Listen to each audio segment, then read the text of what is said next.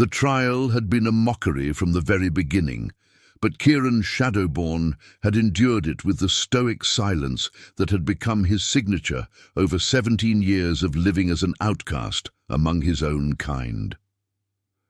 Now, standing before the High Council of the Moonfire Pack, with silver shackles burning against his wrists, he listened to the final pronouncement of his fate with something that might have been relief. Kieran, son of unknown father, bearer of cursed bloodline, you are hereby banished from the sacred lands of the Moonfire Pack, intoned Elder Thaddeus, his voice carrying the weight of absolute authority across the packed council chamber. Your presence among the faithful has brought nothing but discord and ill fortune. You will leave our territory at sunset and never return, on pain of death. The charges against him were as familiar as they were false.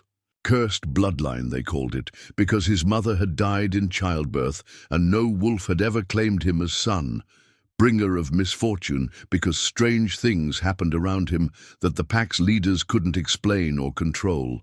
Most damning of all, bastard of the goddess, because the silver marks that covered his arms glowed with an inner light that reminded everyone of divine power they believed he had no right to possess. "Do you have anything to say in your defense?"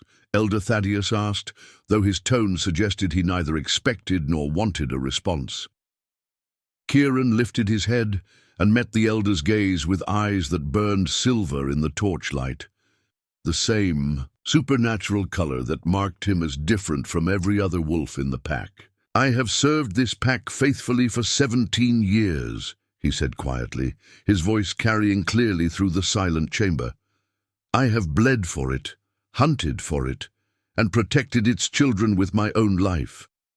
If you choose to cast me out for crimes I did not commit, for bloodline I did not choose, then so be it, but do not pretend this is justice." A murmur of unease rippled through the assembled pack members, many of whom had indeed benefited from Kieran's unusual abilities over the years. When other hunters returned empty-handed, he always seemed to find prey.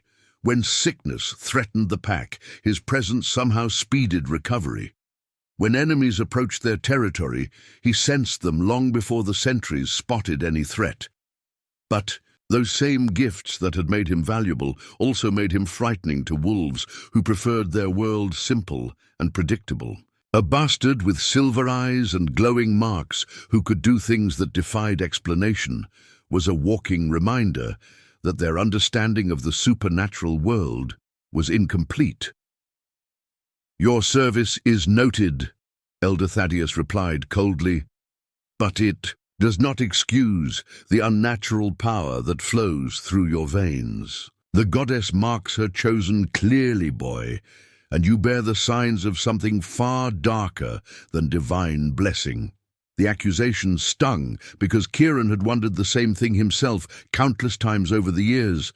The marks that covered his arms from wrist to shoulder did indeed glow with supernatural light, pulsing brighter when his emotions ran high or when he used the strange abilities that came as naturally to him as breathing. But rather than feeling like divine favor, they felt like a constant reminder that he belonged nowhere, fit into no category that his people understood.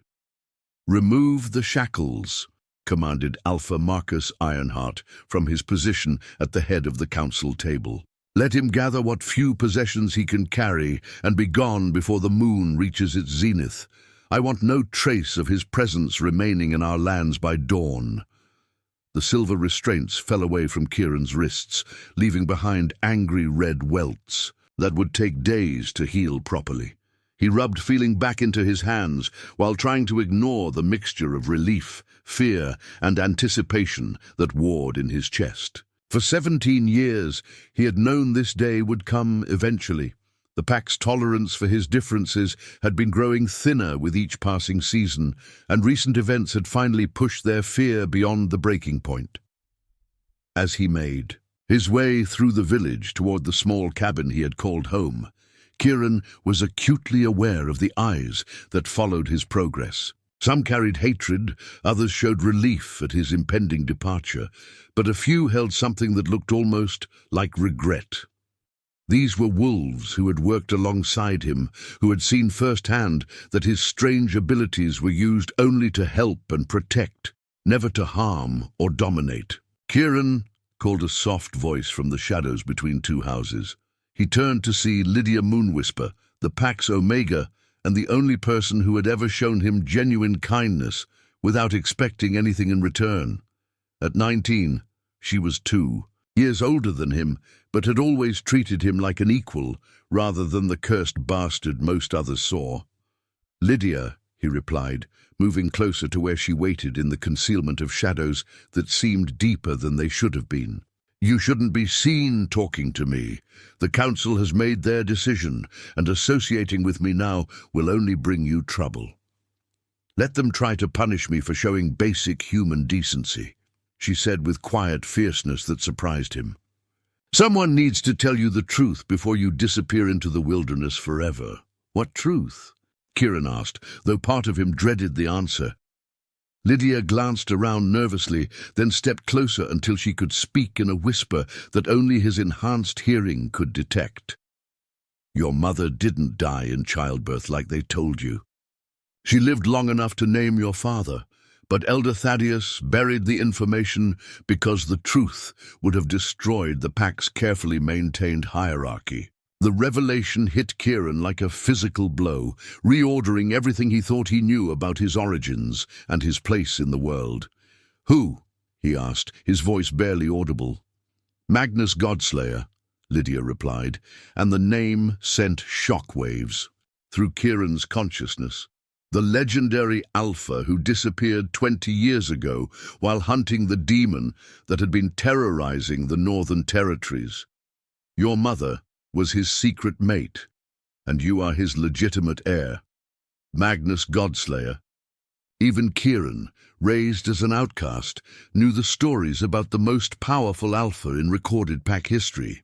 A wolf whose strength was matched only by his compassion, who had united dozens of warring territories under his leadership before vanishing while pursuing a threat that endangered all supernatural life. "That's impossible," Kieran whispered, though even as he spoke the words, pieces began falling into place in his mind. The silver eyes that no other Pack member possessed, the marks that glowed with divine light, the abilities that defied normal supernatural limitations. If that were true, why would they cast me out? Why wouldn't they want the son of Magnus, Godslayer, leading their Pack? Because Elder Thaddeus has been ruling in your father's absence, and acknowledging your true parentage would mean giving up power he's spent 2 decades accumulating, Lydia explained with bitter understanding. "It's easier to call you a bastard and exile you than to admit they've been following the wrong leader all these years." The sound of approaching footsteps made Lydia step back into the shadows, but not before pressing a small object into Kieran's hand. "Your mother's journal," she whispered urgently. "Hidden all these years, but it contains the truth about who you really are and where you came from. Read it when you're safely away from here." As Pack enforcers rounded the corner and began scanning the area for signs of forbidden contact with the exile, Lydia melted into the darkness with the skill that had kept her alive and unnoticed for 19 years. Kieran slipped the journal into his jacket and continued toward his cabin, his mind reeling with implications that changed everything about his understanding of himself and his destiny. The cabin that had been his home contained little worth taking, beyond basic survival supplies and a few personal items that held sentimental value. As he packed his meager possessions into a leather satchel, Kieran found himself looking around the simple space that had sheltered him through childhood and adolescence, wondering if he would ever see anything familiar again. The marks on his arms began to pulse with brighter light as sunset approached, responding to the emotional turbulence that threatened to overwhelm his carefully maintained composure. For 17 years, he had endured rejection, suspicion, and outright hostility from the people he had tried so hard to serve and protect. Now, finally free of their expectations and limitations, he felt something stirring in his chest that might have been anticipation. If Lydia was right, if he truly was the son of Magnus Godslayer, then his exile wasn't an ending, but a beginning. Somewhere beyond the borders of the Moonfire Pack's territory lay answers to questions he had been asking his entire life. Somewhere, in the wider world, waited a destiny that had nothing to do with the small-minded fears of wolves who couldn't see past their own prejudices. As the sun touched the horizon and his time among the Moonfire Pack officially ended, Kieran shouldered his pack and walked toward the forest that would carry him into an uncertain future. Behind him lay 17 years of rejection and misunderstanding. Ahead lay the possibility of discovering who he truly was and what he was meant to become. The bastard of the goddess was finally free to find his own path, and something told him that the wolves who had cast him out would live to regret their decision. Subscribe to our channel to discover what incredible secrets await Kieran in the wilderness and how his true heritage will reshape the supernatural world. Will the son of Magnus Godslayer claim his rightful destiny? Don't miss the next chapter where legends come alive. Hit that subscribe button now. 3 years had passed since Kieran's exile, and the Moonfire Pack had learned to live with the consequences of their decision in ways they had never anticipated.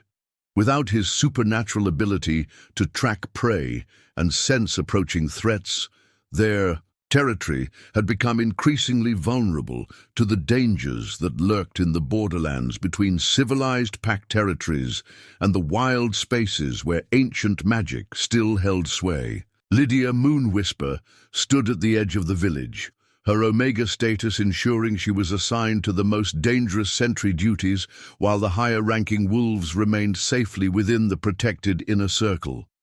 At 22, she had grown into her power in ways that surprised everyone who remembered the quiet, unassuming girl she had once been. The years since Kieran's departure had awakened something within her that even she didn't fully understand. The marks on her hands were new, appearing just 6 months ago, in patterns that seemed to shift and change when no one was looking directly at them. Unlike Kieran's silver lines that pulsed with cold light, hers burned with fire that danced beneath her skin like living flames. Elder Thaddeus had declared them a sign of divine displeasure, evidence that the pack was being punished for harboring supernatural aberrations for too long. But Lydia knew better. The fire in her hands responded to her will, allowing her to kindle flames that could burn for hours without fuel and create barriers of heat that no ordinary wolf could cross. More importantly, the fire seemed to recognize something in her that the pack had never acknowledged. Power that had been dormant for years, waiting for the right circumstances to awaken. "Omega!" called a harsh voice from behind her, and Lydia turned to see Beta Roland Grimfang approaching with his usual expression of barely concealed disgust. "The council requires your presence immediately. There's been another incident." Another incident. The phrase had become depressingly familiar over the past months as supernatural creatures that had once avoided their territory began testing the pack's defenses with increasing boldness. Shadow beasts prowled their borders, rogue vampires had been spotted in their hunting grounds, and just last week a group of feral witches had attempted to establish a dark magic circle in their sacred grove. What happened this time? Lydia asked, following Roland toward the council chambers while trying to ignore the way his proximity made her skin crawl. The Beta had been making increasingly unwelcome advances since her Omega status had prevented her from finding a suitable mate, and his growing frustration was becoming dangerous. 3 of our hunting parties failed to return from the northern borderlands, Roland replied with grim satisfaction. The last group managed to send word before they were overwhelmed. Shadow pack moving through our territory, at least 50 strong, all marked with symbols we don't recognize. Lydia felt ice forming in her veins despite the fire that burned constantly beneath her skin. A shadow pack of that size represented a threat that the Moonfire pack was no longer equipped to handle, especially with their most gifted tracker living in exile somewhere beyond their borders. The council chamber was in chaos when they arrived, with pack members arguing loudly about response strategies while Elder Thaddeus tried unsuccessfully to maintain order. Alpha Marcus sat at the head of the table looking older than his 50 years, the weight of failed leadership etched into every line of his weathered face. "Enough!" Thaddeus roared, using his authority to silence the cacophony of voices. "We face the greatest threat in our pack's history, and bickering among ourselves will not solve anything. We need solutions, not recriminations." "The solution is obvious," declared Beta Jonathan Steelclaw, his voice carrying the frustrated anger that had been building for months. "We find Kieran Shadowborn and bring him back. Whatever crimes we accused him of, whatever unnatural powers we feared, we need his abilities now more than ever." The suggestion sent shockwaves through the assembled council, many of whom had supported the decision to exile the young wolf they now desperately needed. Admitting that mistake would require swallowing pride that some of them weren't prepared to sacrifice, even in the face of potential annihilation. "Impossible, Elder," Thaddeus declared with the rigid authority that had defined his leadership. "The bastard was exiled for good reason. His unnatural powers, his cursed bloodline, his very presence brought misfortune upon our pack. Bringing him back would only compound our problems. Our problems began when we cast out the one wolf whose abilities could have prevented them," Lydia said quietly, and every head in the chamber turned toward her with expressions of shock. Omegas were not supposed to speak in council meetings, were barely tolerated as witnesses to decisions that would affect their lives. "You forget your place, Omega," Thaddeus snarled, his face flushing with rage at being contradicted by someone so far beneath his station. "Hold your tongue before I have you disciplined for insubordination." But Lydia was done holding her tongue, done accepting her place in a hierarchy that valued prejudice over survival. The fire in her hands began to burn brighter, casting dancing shadows on the chamber walls that made her appear larger and more dangerous than her Omega status should have allowed. "My place," she said, her voice growing stronger with each word, "is wherever I choose to stand. And right now, I choose to stand between this pack and the destruction that your pride and ignorance have brought upon us." She stepped forward, and several council members instinctively moved back from the heat that radiated from her small frame. "You want to know where Kieran Shadowborn went after you cast him out? He found his true heritage. He discovered that he is the son of Magnus Godslayer, the rightful heir to powers that make your petty politics look like children's games." The revelation sent the chamber into stunned silence. Magnus Godslayer was a legend, a figure from the heroic age of supernatural history whose very name carried weight across every territory in the known world. The possibility that his son had been living among them, unrecognized and unacknowledged, was almost too enormous to process. "Impossible," Thaddeus whispered, though his voice lacked its earlier conviction. "Magnus Godslayer had no offspring. His bloodline died with him 20 years ago." "His bloodline lives in the young man you condemned as a bastard," Lydia replied, with fierce satisfaction. "The silver marks, the unnatural abilities, the divine light that flows through his veins, all signs of his true parentage that you were too blind to recognize." Alpha Marcus leaned forward, his eyes fixed on Lydia with desperate hope. "You know where he is? You can contact him?" Lydia smiled, and the expression was both beautiful and terrifying in the flickering firelight that danced around her. I've been in contact with him for 3 years, ever since the night you cast him out. He's been training, learning to control powers that dwarf anything you've ever imagined. And now, with your territory under siege and your people facing extinction, he's finally ready to return. But will he? Asked Beta Jonathan, with the practical concerns of someone who understood the magnitude of what they had done. Why would he risk his life to save a pack that rejected him so completely? Because that's who he is, Lydia replied simply. Despite everything you put him through, despite the years of rejection and suspicion, he still believes in protecting the innocent. He'll come back, not for you or your council, but for the children and elders who had no say in his exile. As, if summoned by her words, a howl echoed across the village from the direction of the main gate. But this wasn't the call of any ordinary wolf.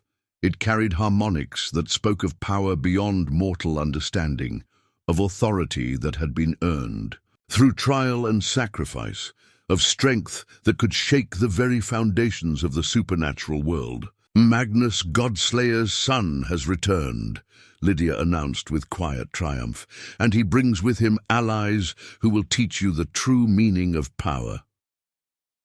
Through the chamber's tall windows, they could see figures approaching the village gates. At their head walked a young man, whose silver eyes blazed like stars in the darkness, whose every step seemed to make the earth itself acknowledge his presence. The marks on his arms no longer simply glowed with supernatural light. They burned with the same divine fire that had once marked the greatest heroes in pack history. Beside him walked beings that made even the council's most experienced warriors step back in instinctive awe. Ancient wolves whose power predated the formation of modern packs, supernatural guardians whose loyalty could not be bought or commanded, but only earned through deeds of legendary courage. But it was the figure at Kieran's other side that made Lydia's heart soar with vindication and fierce pride. A young woman whose hands burned with the same fire that danced beneath Lydia's own skin, whose presence seemed to make the very air shimmer with barely contained power. The bastard of the goddess had indeed returned, and he brought with him proof that some gifts were too precious to be cast aside, some bonds too strong to be broken by fear and ignorance.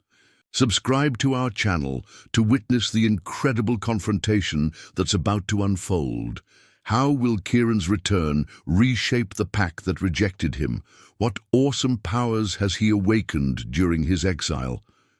Don't miss the next chapter where destinies collide and legends come to life. Hit that subscribe button now. The council chamber fell into absolute silence as Kieran Shadowborn entered, flanked by beings whose very presence seemed to warp reality around them. 3 years of exile had transformed the awkward 17-year-old boy into something that commanded respect through sheer force of supernatural authority. He stood taller now, his frame filled out with muscle earned through countless battles, his silver eyes burning with confidence that came from finally understanding his true nature. The marks on his arms had evolved far beyond the simple glowing lines the pack remembered. Now they formed intricate patterns that seemed to tell stories of divine heritage and legendary deeds, pulsing with light that made even the chamber's torches seem dim by comparison.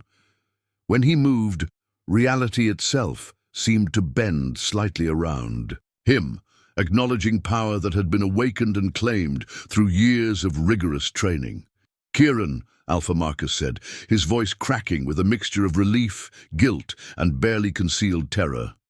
"You came back." "I came back for them," Kieran replied, gesturing toward the pack members who hadn't participated in his exile.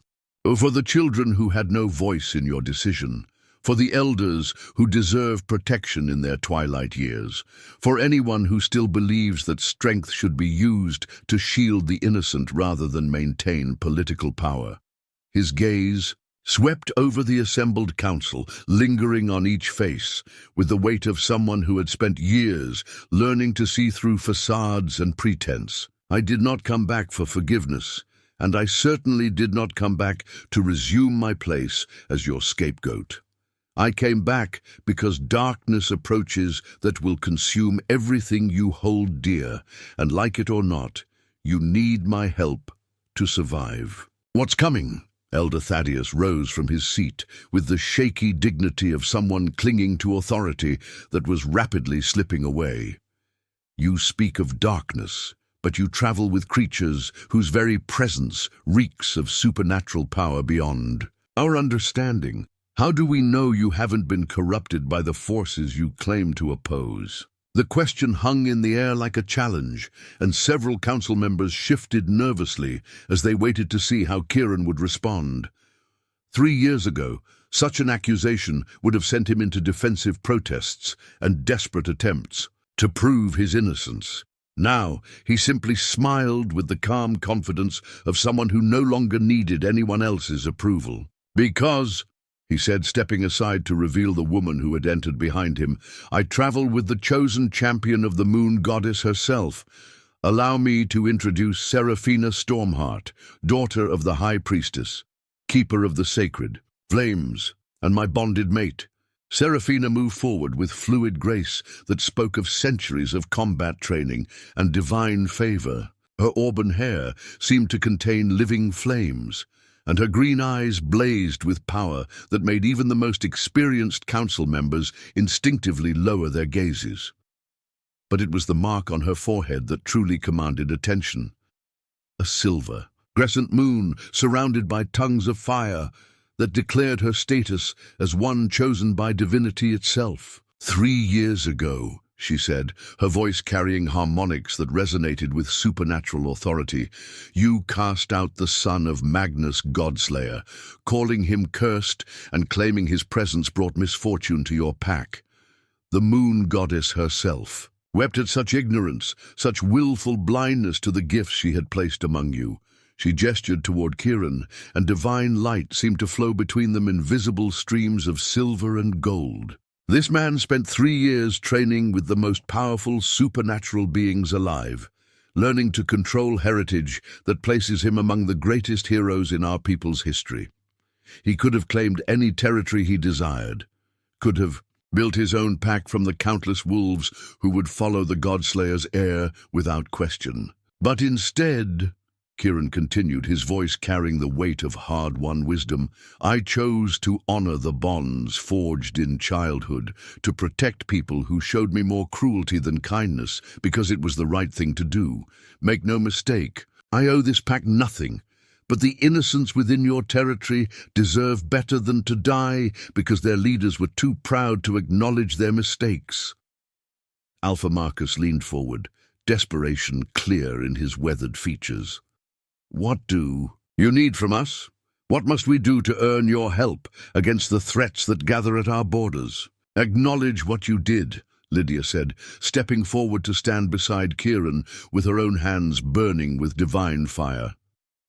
Admit that you were wrong to exile him, wrong to fear what you didn't understand, wrong to let pride and prejudice blind you to the gifts that were offered freely. The demand sent shockwaves through the council, many of whom had spent 3 years convincing themselves that the exile had been necessary and justified. To admit error now would mean accepting responsibility for every disaster that had befallen. The pack, since Kieran's departure, we were protecting our people, Elder Thaddeus protested, though his voice lacked conviction. His powers were unnatural, dangerous. You couldn't risk admitting that an unwanted bastard might be more powerful than any of you. Seraphina interrupted, her divine authority making the elders' protests wither like flowers before frost. You couldn't bear the thought that the moon goddess might have placed her greatest gift among the lowliest of your pack members. She moved closer to the council table, each step causing the temperature in the chamber to rise as divine fire responded to her emotions. But your fear and ignorance have consequences. The shadow pack that threatens your borders is led by Malakar the Soul Render, a demon lord whose power grows stronger with each territory he conquers. He has already consumed 6 packs, adding their strength to his own, and yours will be the seventh unless you accept the help you so foolishly rejected. The name sent terror through every wolf present, even those who had never heard of the legendary demon. Malakar was a figure from nightmare stories, a being whose very existence represented everything that supernatural communities feared most about the dark spaces between worlds. 50 shadow beasts, Kieran said matter-of-factly, backed by 3 vampire lords who serve the Soul Render willingly, supported by a coven of dark witches whose magic draws power from suffering itself. They will reach your village by tomorrow night, and when they do, anyone who cannot fight will be consumed for their spiritual essence. "What do you propose?" Alpha Marcus asked, though his tone suggested he already suspected the answer would be more than his pride could easily swallow. "Full acknowledgement of my heritage and status," Kieran replied without hesitation. "Public recognition that I am the son of Magnus Godslayer and rightful heir to powers that supersede your authority. Agreement that I will lead the defense of this territory with complete autonomy, using whatever methods I deem necessary." The terms were harsh but fair, asking for respect rather than revenge, acknowledgement rather than subservience. But they also represented a fundamental shift in power that would reshape the Pack's entire social structure. "And in return?" Elder Thaddeus asked, though he seemed to have aged a decade in the past hour. "In return," Seraphina said with a smile, "that was both beautiful and terrible. You get to survive what's coming. You get to see your children grow up, your elders pass peacefully, your territory remain free from the corruption that has consumed so many others. You get a chance to rebuild, based on wisdom rather than fear." Kieran stepped forward, placing his hands on the council table with casual authority that made the ancient wood groan under the weight of his power. "Choose quickly," he advised with grim practicality.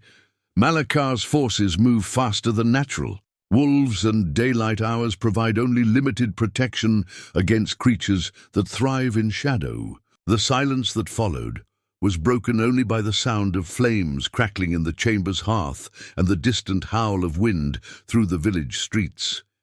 Every council member understood that they were facing a decision that would determine not just their immediate survival, but the fundamental nature of their pack's future.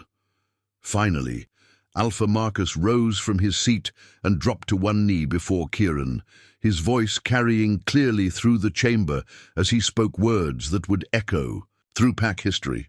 "Kieran Shadowborn, son of Magnus Godslayer, heir to powers beyond our understanding, I formally acknowledge your heritage and beg your forgiveness for the wrongs we have done you."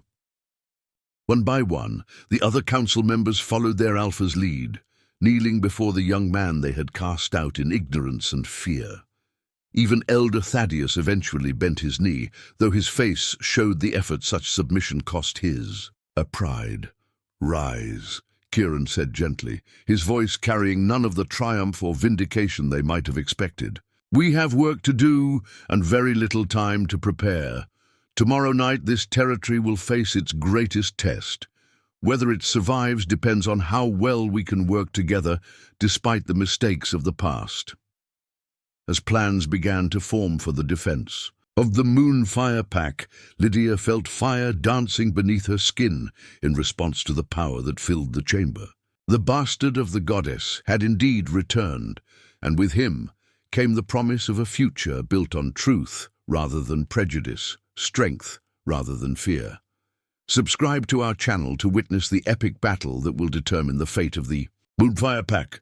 Can Kieran and his divine allies defeat the forces of darkness that threaten everything he once called home? Don't miss the incredible finale. Hit that subscribe button now. The battle began at moonrise, when shadows deepened beyond natural darkness and the very air seemed to thicken with malevolent energy. Malakar's forces approached the Moonfire Pack territory like a tide of living nightmare. Their supernatural speed carrying them across ground that should have taken hours to traverse in mere minutes. Kieran stood atop the village's highest watchtower, his enhanced senses tracking the enemy's approach, while divine light pulsed through the marks on his arms in rhythm with his heartbeat. Beside him, Seraphina blazed with sacred fire that turned night into day wherever she looked, her power creating barriers of holy light that would hold against even demonic corruption. 53 shadow beasts, he reported to the communication crystal that connected him to defensive positions throughout the village. 3 vampire lords as expected, but I count 5 dark witches instead of the anticipated coven. Malakar himself brings up the rear, and his power signature is stronger than any demon I've encountered. Below them, the pack had transformed their peaceful village into a fortress bristling with defenses that combined ancient wisdom with supernatural innovation. Lydia commanded the eastern approach, her fire magic creating walls of flame that would channel enemy forces into predetermined killing zones. The pack's warriors had been positioned according to Kieran's strategic expertise, while non-combatants sheltered in sanctified areas protected by Seraphina's divine blessings. "Remember," Kieran called out, his voice carrying clearly to every defender, "we're not trying to match their numbers or their individual power. We're fighting smart, using terrain and coordination to overcome raw strength. Trust your training, trust each other, and trust that some battles are won through unity rather than superiority." The first wave of shadow beasts struck like a black tide against the village's outer defenses, their unnatural forms absorbing normal light while radiating cold that could freeze blood in mortal veins. But they had not counted on facing defenders whose power came from sources beyond the natural world. Lydia's flames carved through their ranks like divine judgment made manifest, her fire burning away shadows that had seemed impervious to conventional weapons. The pack warriors she commanded fought with coordination that would have been impossible before Kieran's return, their movements guided by tactical awareness that had been honed through years of supernatural warfare. Eastern approach holding, she reported through gritted teeth as her flames consumed a shadow beast that had broken through the first line of defense. But these things keep reforming unless hit with concentrated divine energy. "Switch to consecrated weapons," Kieran commanded, drawing his own blade that blazed with silver fire inherited from his father's legendary arsenal. "Remember, wound them with sacred steel, then let Seraphina's light finish what you started." The battle raged through the night with intensity that shook the very foundations of reality. Vampire lords swooped down from above, only to be met by barriers of holy fire that sent them screaming back into darkness. Dark witches attempted to corrupt the village's protective wards, only to discover that Seraphina's blessings couldn't be. Undone by magic rooted in suffering and hatred, but it was when Malakar himself finally entered the battlefield that the true test began. The Soul Render stood 12 feet tall, his form wreathed in darkness so absolute it seemed to devour light itself. When he spoke, his voice carried the screams of every soul he had consumed over centuries of supernatural predation.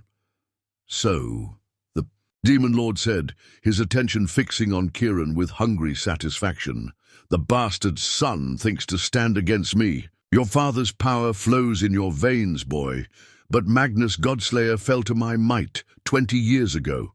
You will join him in the void I call home." The revelation hit Kieran like a physical blow, confirming suspicions he had harbored but never dared. Voice.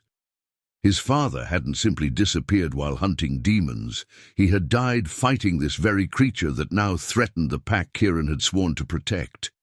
"My father may have fallen," Kieran replied, drawing on reserves of strength he hadn't known he possessed, "but his legacy lives in more than just bloodline.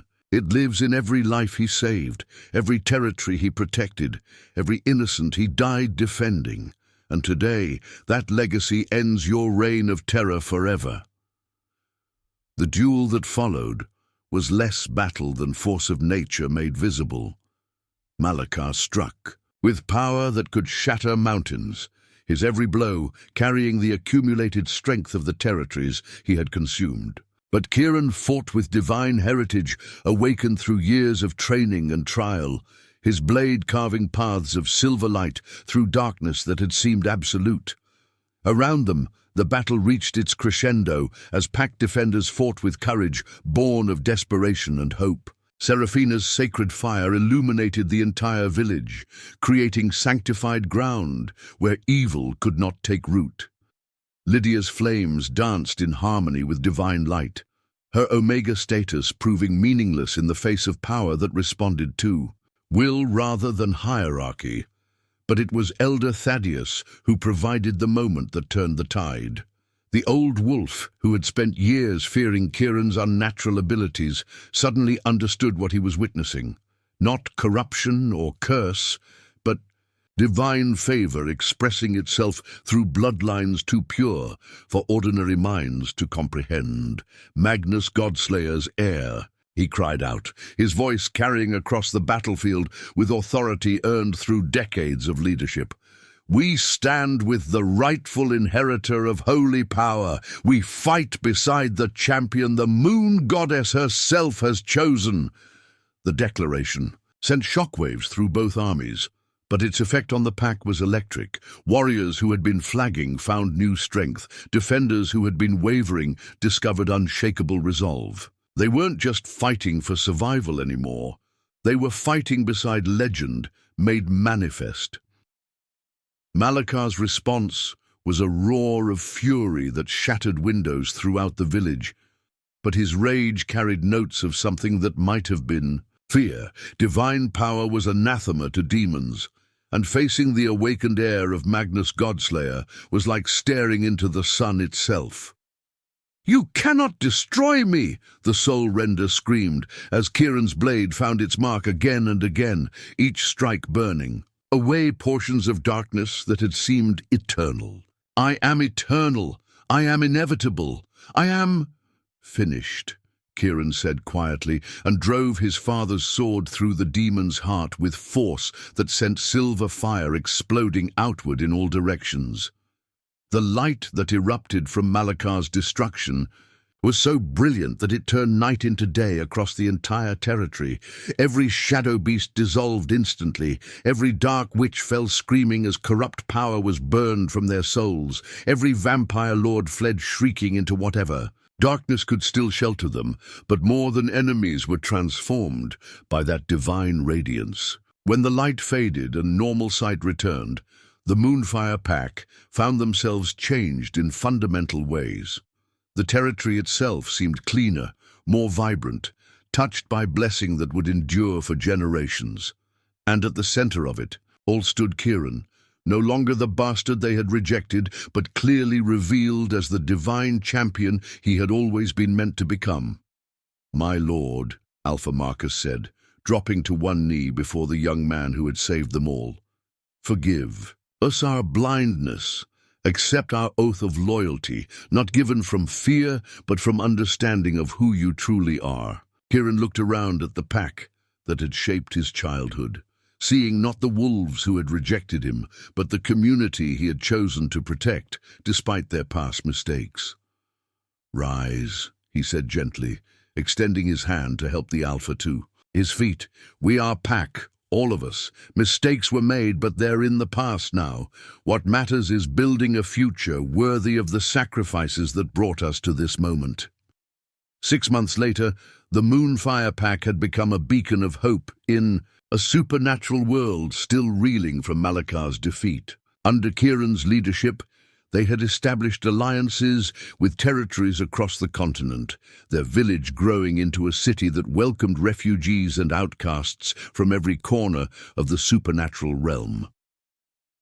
Lydia stood beside him on the rebuilt watchtower, her hand entwined with his, as they watched pack children play in gardens blessed by divine favor. She wore the mark of a bonded mate now, her Omega status transformed into something that spoke of power, shared, rather than hierarchy enforced.